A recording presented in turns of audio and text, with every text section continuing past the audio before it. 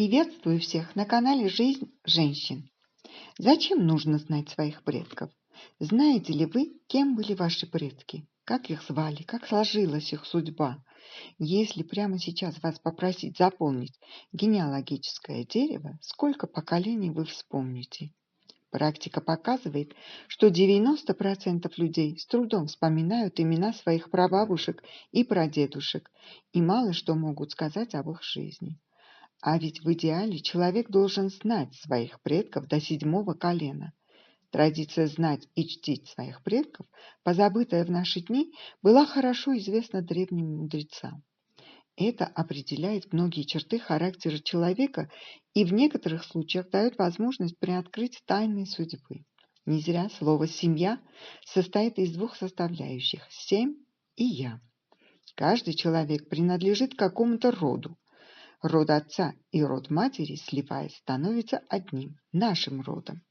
С момента рождения нас сопровождают энергии рода. Они могут воздействовать на нас как в позитивном ключе, так и в негативном, в зависимости от того, как прожили свою жизнь наши предки.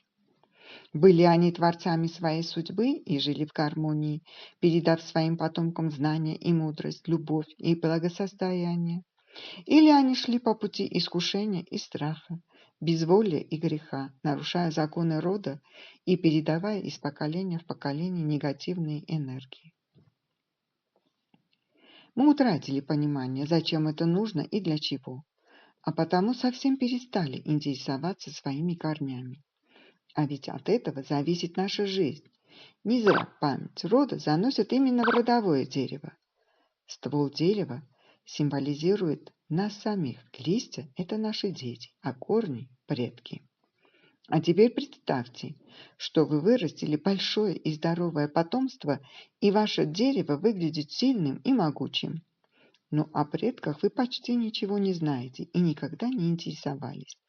Какие корни будут у такого дерева? Слабые, маленькие, безжизненные. В случае налетевшего урагана они не смогут удержать дерево в земле, защитить его от непогоды. Точно так происходит и в жизни. Если человек не интересуется прошлым и даже не понимает, зачем ему нужно знать своих предков, то он лишается помощи и поддержки рода, силы, которая порой спасает целые жизни. Но просто знать этого мало. Если у человека в жизни сложились плохие отношения с родителями, бабушками и дедушками, именно на этом месте блокируется поступление родовой энергии. Обиды, злость, ненависть не только препятствуют подпитке силы рода, но и трансформируют эту силу в негативную и разрушающую. Наверняка вы слышали о родовых проклятиях. Поэтому так важно наладить отношения с родными людьми, если они еще живы, или простить их, если они умерли. Но это не единственная причина, почему нужно знать своих предков и поддерживать с ними хорошие отношения. Даже если они умерли, думая о них хорошо, мы налаживаем родовой канал, по которому они подпитывают нас энергией. 7 поколений человека символизируют его 7 энергетических центров, чакр. Каждое поколение формирует в нашей жизни определенные аспекты. Что же передает нам каждое поколение рода? Первое поколение – я. Второе поколение – наши родители. 2 человека, самые близкие для нас люди, формируют тело, здоровье, передают семейные сценарии. От них мы получаем эмоциональные отношения, любовь к дому и детям, наш способ реагирования на ситуации. Наш отец и мать связаны с Луной, спутником Земли, оказывающей огромное влияние на формирование эмоционального мира. Именно родители формируют отношения к окружающему миру. Мы неосознанно копируем умение строить партнерские и семейные отношения, привычки, склонности, жесты и манеру поведения. Третье поколение – наши бабушки и дедушки, 4 человека. От этого поколения мы получаем более важную генетическую информацию, чем от родителей. Именно бабушки и дедушки определяют главные вехи нашей судьбы. Они передают нам интеллектуальные качества, таланты, способность к восприятию, многие поведенческие особенности. С ними связана планета Меркурий, в ведении которой находятся сферы общения, обучения и обмена информацией. 4-е поколение предков – прабабушки и прадедушки, 8 человек, хранители гармонии, радости в жизни и материального благополучия. Это поколение находится под небесным покровительством Венеры, большой цикл которой составляет 8 лет. С 4-м поколением связаны любовь, гармония, радость, равновесие в жизни и наш уровень материального благополучия. Уровень нашего денежного потока во многом зависит от того, в богатстве или бедности жили предки 4-го поколения. 5-е поколение. Прапрадедушки и прапрабабушки, 16 человек. Это стержневое поколение, наши хранители, голос интуиции, помогающий избежать сложных моментов. Они отвечают за безопасность в жизни. С 4-м поколением соотносится планета Марс, покровитель силы воли, энергии, пассионарности, способности побеждать, добиваться поставленной цели. Они – служители закона и совести. Через это поколение нам передается готовность к действию и решительность, святость и закон, или безволие и трусость, грехи и пороки.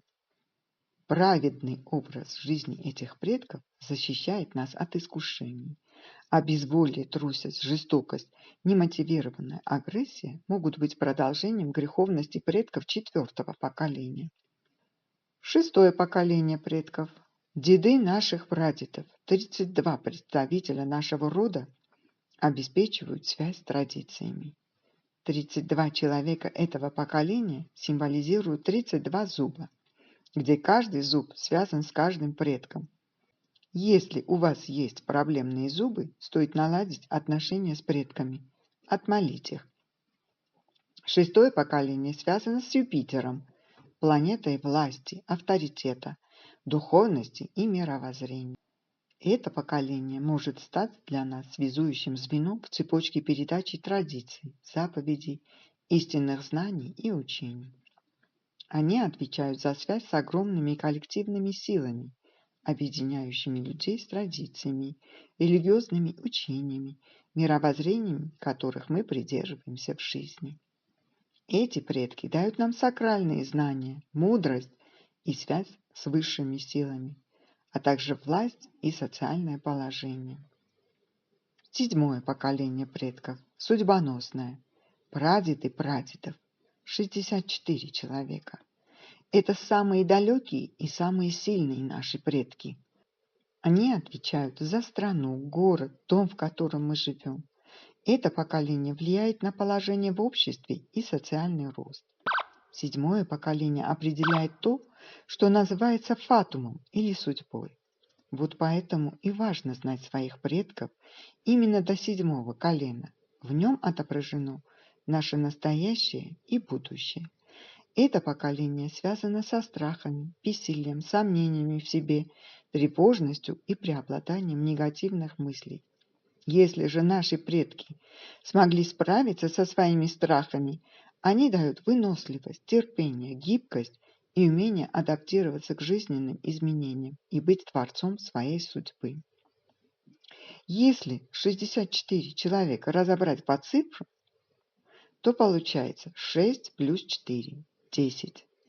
Единица плюс 0 – единица, снова первое поколение.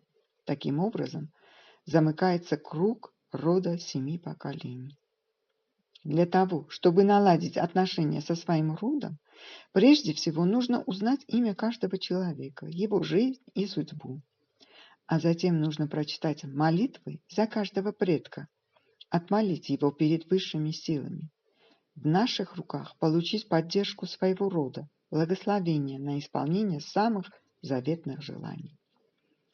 Заслуги предков идут во благо потомкам и могут стать прекрасным примером для выбора правильного развития личности. Почаще вспоминай о том, сколько предков стоит за твоей спиной, как они горды тем, что их род продолжается, и как каждый из них щедро наделил тебя всей своей силой и духовным богатством.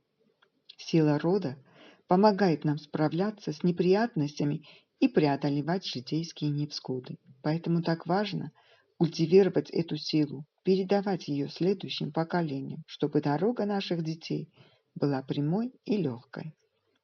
Поделитесь в комментариях, насколько хорошо вы знаете свою родословную, сколько поколений можете вспомнить. Не забудьте подписаться и на мой инстаграм-канал, ссылка будет в описании. А я благодарю вас за лайки, репосты и отзывы. До новых выпусков. Пока.